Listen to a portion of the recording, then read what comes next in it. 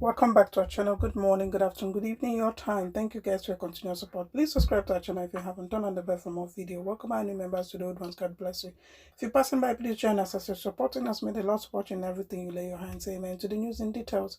Guys, we're going to be watching a video. It's a very interesting one. I want us to watch. Please do not forget to like, share, subscribe, turn the bell on, and let me know your comments in the section below. Why the adoption of Mazi Nnamdi Kanu can never stop Biafra, because Biafra is a spirit. Please watch. Adibo, what do you have to say about Nnamdi Kanu arrest? Point of correction, Nnamdi Kanu was not arrested. He was adopted. The last time I checked, he was adopted.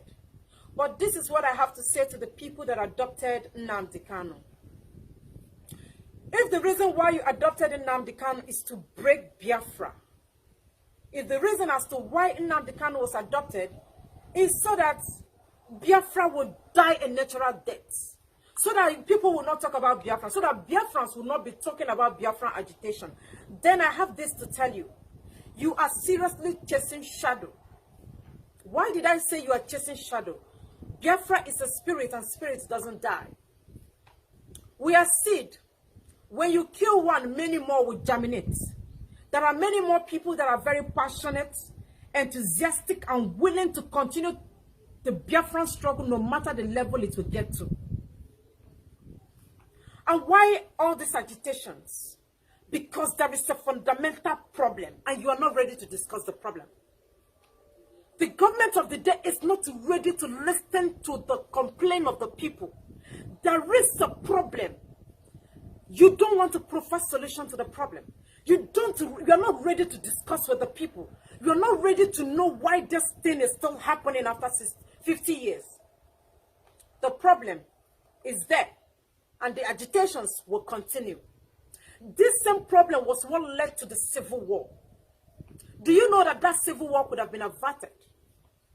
Why was there a civil war? Because Ojukwu was asking for a restructured Nigeria. Ojukwu believed in restructuring Nigeria. That was why you heard about the Aburi Accord meeting in Ghana. Ojukwu and Gowon was supposed to have a meeting where Nigeria would be restructured. Unfortunately, Gowon betrayed Ojukwu, and the restructure did not happen. That was why Ojukwu went to the east and declared Biafra. That erupted, that brought about the civil war. Why? Because Ojukwu believed so much in confederation.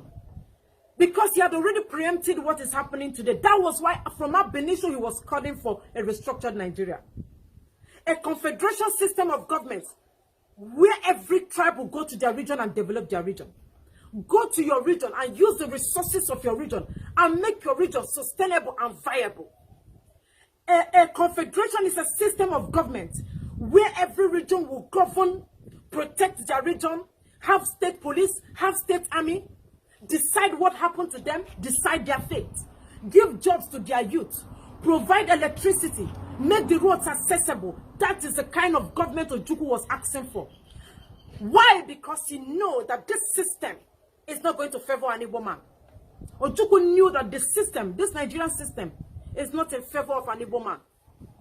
90% of Ndi are capitalists, and the system, the constitution, the institution called Nigeria does not protect a capitalist, does not encourage a capitalist. That is why you are seeing about all these agitations. Now let me ask again, why are people agitating? People are agitating because there is no fairness, there is no justice, there is no equity, and there is no equality. If there is fairness, if there is equity and equality, I want somebody to tell me why a bandit, in a viral video that I watched, which I know many of you must have watched, a bandit was carrying AK-47, and in that video, he was speaking Hausa, saying in Hausa language that he has killed a lot of soldiers, that any soldier that come his way, he crushed all of them. And in that video, I saw government officials standing before him, even police and army were cheering him up. If it was a Biafran, an Igbo man, that is carrying flag in his hand, they could have asked the police to go after that Igbo man and kill him. Because there is no fairness, there is no justice, and there is no equity. Meaning that the government of Nigeria is lopsided. There are some people that should kill and they will be pampered, while the other ones, once they carry flag, they will be killed. That is why people are agitating, and the agitation will not stop. The agitation will go from generation to generation. It doesn't matter whether you kill many more people, imprison many more people. The truth is that at the end, the people will be free. Now, why are people agitating? Why are people passionate about leaving Nigeria? Because of high marginalization. This system called Nigeria is not favoring an Igbo man. Igbo people have suffered in the name of one Nigeria. Whether you believe it or not, Ndi Igbo have suffered because of this one Nigeria. Because of an institution, because of the system, is not favoring Ndi Igbo. Serious marginalization. They can't do anything and involve an Igbo man. If they are holding a meeting, Ndi Igbo will be excluded from the meeting. If there's an appointment, Ndi Igbo will be excluded from the appointment.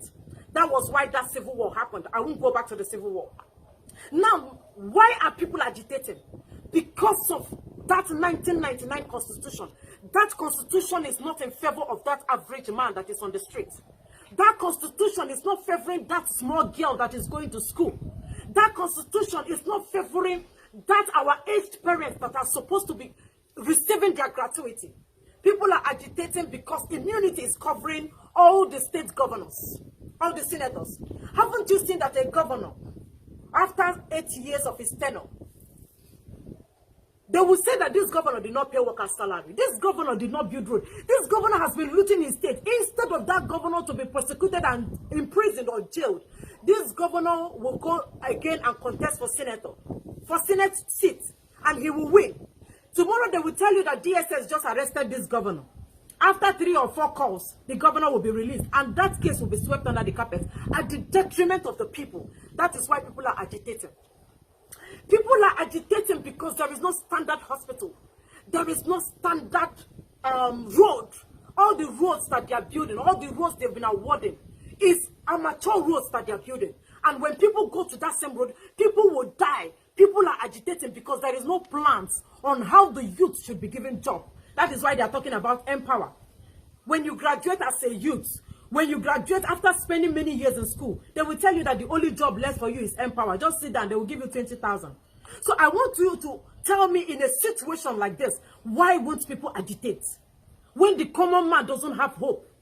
People are agitating because when you don't give people food to eat, the economy is not sustainable again. People are hungry, they are committing suicide and dying. And now when they come out to protest, you will take police and army to wage a war against them. You will tell police and army to shoot anybody that is protesting. Meanwhile, the last time I checked, Nigeria is practicing democracy and not autocratic system of government. That is why people are agitating. Now, what kind of government do I want? What is the government of my dream? What is the country of my dream? The government of my dream is the government of fairness, equity, justice, and equality. The government of my dream is the government that is willing to build standard hospital, a government of checks and balances, a government that will jail and persecute any looter, a government that is not lopsided in their judgments, a government that is not lopsided when it comes to rule of law, a government of all, a government that is protecting the interest, the right of mother and child, a government that will not kill somebody that is carrying flag and protect and pamper a man that is carrying AK-47. A government that is willing to talk about the epileptic electricity of Nigeria. For more than 50 years, 100 years, nothing like electricity, and nobody is willing to discuss it. I know Nigerian government, they are not willing to discuss this. That is the government of my dream. A government that is willing to accommodate everybody. A government that have listening ears. And unfortunately, Nigeria in its capacity as the giant of Africa cannot give me and millions of many more Nigerians that kind of government and that kind of country that I am admiring. So that is why I am using this opportunity to call on the lawmakers of Nigeria, the senators and the House of Representative members, as a matter of urgency. I want you people to include referendum in the Constitution. There should be amendment of the Constitution. That Constitution is not favoring anybody. You have to amend the Constitution so that I will decide my fate as to whether I want to remain a Nigerian or not. It is my fundamental human right to decide whether I want to stay in Nigeria or not. I am calling on the NAS. I'm calling on the lawmakers in Nigeria. Amend the Constitution. Amend Nigerian Constitution. 1999 constitution is not favoring anybody. Include referendum in your constitution. If there is no referendum, include referendum. We have to start voting whether we want to remain in Nigeria or not. If not, agitations will not stop. I also want to use this medium to call on the United Nations, to call on Britain, to call on America, to please tell the government of Nigeria to grant Biafrans a date for referendum. The people want to be free. The people want to go back to their roots. The people want to go back to their land. The people want to claim what belongs to them. And I know there is nothing wrong in protesting, but they kill protesters. They make us to be hungry. And when we come out to protest, they kill us, they jail us. Meanwhile, it is our fundamental human right, right of life, right to vote and be voted for, right of movement. But in Nigeria, you cannot move. You cannot speak against the Nigerian government. When you speak, DSS will come and arrest you. In most cases, they will kill you. I'm calling on the United Nations. Please, I am begging the UN and America. Nigerians are suffering. They are raping our mothers in the farm. They are killing our sisters. I know in America, the right of mother and child is of a very high priority. You don't joke with mothers and children. But in Nigeria, they joke with mothers and children. They rape our mothers, and the rapers are not persecuted. The people that rape our mothers are not persecuted. That is why I am calling on you to come to Nigeria and tell the government of Nigeria to grant the people a date for referendum. We are suffering, and we cannot continue suffering and smiling. Grant us a date for referendum. It is within our fundamental human right. And stop arresting peaceful protesters. Stop arresting us. You cannot beat a child and ask the child not to cry. You cannot kill us and ask us not to retaliate. We are not willing to retaliate. We are not willing to fight anybody. We are peaceful, loving people. We only want to go back to where we come from. We want to go to Biafra land. Give us the opportunity to develop our region. That is all we are asking for.